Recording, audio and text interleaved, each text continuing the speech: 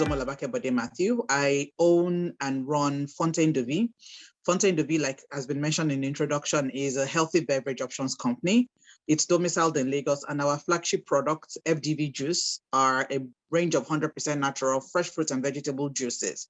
And pretty much what we try to create and solve for our client base and our customers is many people do not have the time to make their own juices by themselves. And so we create the ease by making it for them. We make accessibility. If you cannot make your juice at home, we have it delivered to you, or we stock the neighborhood store closest to you where you can buy from. And then we also demystify the idea around juicing that it's supposed to taste vile, and it's only for something that you need to lose weight. We create our own products to as refreshment juices. So if you don't want to take fizzy drinks, then you can have our drinks. So that's pretty much what it is. I don't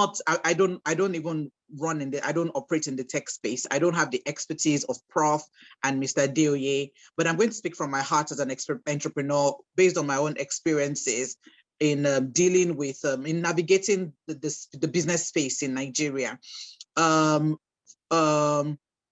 Yeah, like I said, we have targeted our client base through B2B and through B2C channels.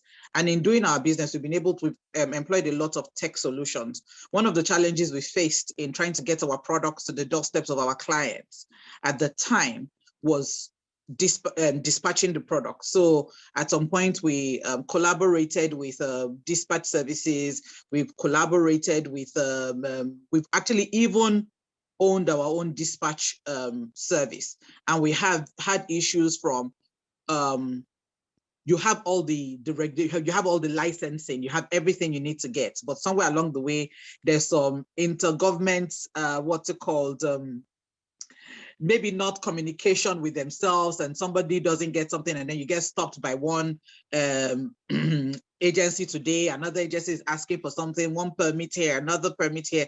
It gets quite frustrating, and then you have to pay multiple rates at different points to different services. And so one of the tech solutions that we're thankful that came on board and we've been able to partner with has been GoCada.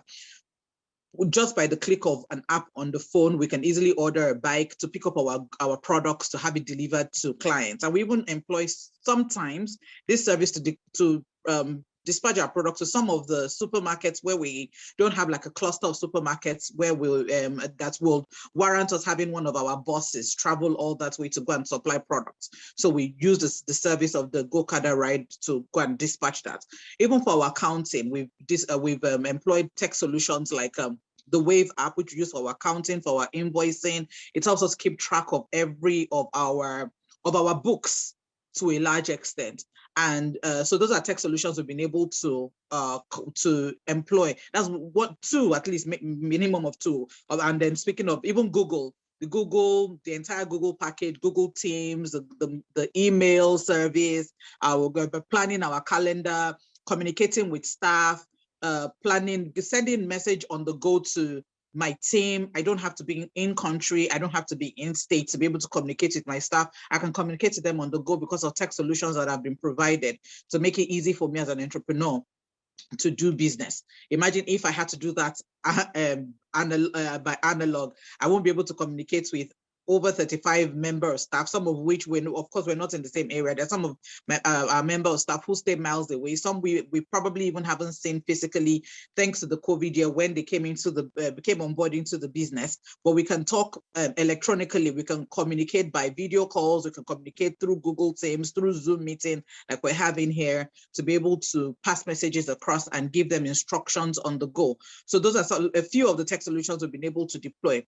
We were able to get our NAFDAC approval. That was because NAFDAC is renewable, which is one of the things that I believe that's one of the difficulties I think the government needs to look into. For instance, in the US, if you have FDA approval for your product, or you get your food approval for your good or service, you get one number for all of your products. And once you've been approved, you're always approved. All they'll just do is coming to do a review of your location and what your product is. But with NAFDAC, your NAFDAC number only lasts you 2 years. And and you have to review. Last year during the COVID lockdown, when our numbers did expire and we tried to get our numbers renewed, one of the problems we had was we couldn't get it done because we had gone through an incubation hub, which thankfully that was what's put together by the government to make things easy for entrepreneurs in my space, and incubators generally, entrepreneurs who can't afford their own spaces to set up. It's called the Technology Incubation Center. It's under the Ministry of, I think is under the Ministry of Technology, and it was championed by the Vice President, Professor Yemi Oshibajo. And so we had gone through, and everybody was in the lockdown mode. Unfortunately, by the time when we were out of lockdown and everything was good to go, we had a challenge with the penalties that had been placed on the fact that we were renewing late. I mean, very stiff penalties, like a penalty of over 100,000 per product that initially will have just renewed at about 30,000. You know, and it's a huge challenge. It's something that I wish as an individual, that is something that the government will actually look into. It's something that has given us a lot of headache and you know, and all of that. There's also the issue of multiple taxation. I can't even start to get into so much of that. And I want to round this up quickly, that, you know, I don't take up all the time that the other speakers have to speak with. Yeah, fundraising, which is one of the issues that we're discussing here. As an entrepreneur, one of the ways I have been able to raise funds, I first of all started by bootstrapping, taking out what I had, starting with what you have, pretty much. That's what bootstrapping is, starting with what you have. I had 2,500 naira. I had an old juice extractor, which was given to me as a wedding gift. I started with that. The 2,500, I was able to buy fruits and buy bottles I was going to bottle with, because when I left Omolabake, you have about 2 more minutes. Okay, fine. I'll breeze through it quickly. You know, I bootstrapped, I raised money from family and friends, and then I initially had something against loans. But over time, I think with the government, the CBN gave an injunction, I think at the time, an instruction to the banks at the time to make loans available easily to customers. And through my banking app, I was able to apply for a loan quickly through my bank. I've taken loan and I've been able to return it because of my kind of business. I've gotten grant from the Telu Elumelu Foundation. I got the Nisrael grant last year, which was the federal government grant. I have gotten about 2-3 different kind of grants. I've also been in communities. So as an entrepreneur, if you want to find out information on how to raise money, how to raise grants, where it is you can get loans, the incubators, where the grants are, where the angel investors are, I would implore you, join communities, be in communities of people in your space, outside your space, and you'll be able to get a lot more information.